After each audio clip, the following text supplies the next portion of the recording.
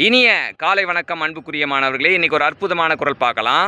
பெற்றார் பெரின் பெறுவர், பெண்டீர் பெருஞ்சிறப்பு, புத்தேளிர் வாழும் உலகு. பெற்றார் பெரின் பெறுவர், பெண்டீர் பெருஞ்சிறப்பு, புத்தேளிர் வாழும் உலகு. தன்னுடைய கணவனை போற்றி தன் கடமையை செய்யும் பெண்கள் என்ன நிலைக்கு அடைவாங்க அப்படின்னா, தேவர்கள் வாழக்கூடிய அந்த வானுலகம், சொர்க்கம் அப்படின்ற ஒரு வாழ்க்கையை அனுபவிப்பாங்க அப்படின்றார்.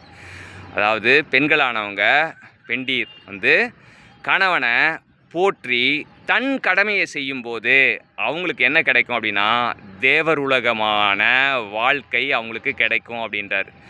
ஒரு சிறப்பான வாழ்க்கை கிடைக்கும் அப்படின்றார். எனவே அன்புக்குரிய மாணவர்களே, கணவனோடு மனைவி போற்றி தன் கடமையை செய்ய வேண்டும்ன்ற இந்த குறளில் கூறியிருக்கார். ஆனால் இப்போ நம்ம எப்படி சொல்லலாம், மாறுபட்ட கருத்தும் சேர்த்து சொல்லலாம். எப்படின்னு பார்த்தீங்கன்னா, ஒரு மனைவிக்கு கணவன் போற்றி தன் கடமையை செய்யும்போது அவனுக்கும் அந்த தேவர் உலகம் ஒப்பான வாழ்க்கை கிடைக்கும் அப்படின்னாரு. இப்போ இந்த குறளில் நம்ம என்ன புரிஞ்சுக்கிறோன்னா, கணவன் மனைவியை போற்றி வாழ வேண்டும், மனைவி கணவனை போற்றி வாழ வேண்டும், தன் கடமையை செய்ய வேண்டும், வாழ்க்கை உன்னதமான சொர்க்கமாக இருக்கும். வாழ்த்துக்கள் சாம்பியன்ஸ்.